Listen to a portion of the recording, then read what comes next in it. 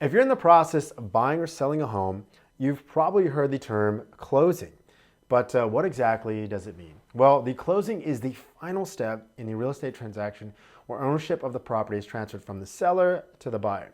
Now, at the closing, both the buyer and the seller will sign all of the necessary paperwork, and the buyer will provide payment for the property. If you're the buyer, you're going to be signing way more stuff. Now, typically, the closing will take place at the title company, and both the buyer and the seller will be present, usually at different times, and the following things will typically happen. So you're going to review and sign documents. The buyer and seller will review and sign all the necessary paperwork related to the transaction, including the purchase agreement, loan documents, and transfer of ownership documents. The payment. So the buyer will provide payment for the property, typically in the form of a cashier's check or more commonly a wire transfer. Then you have your title transfer.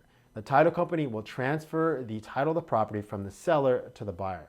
And your closing costs. Both the buyer and the seller will pay closing costs, which typically include fees for the title company, attorney, and any other third-party services.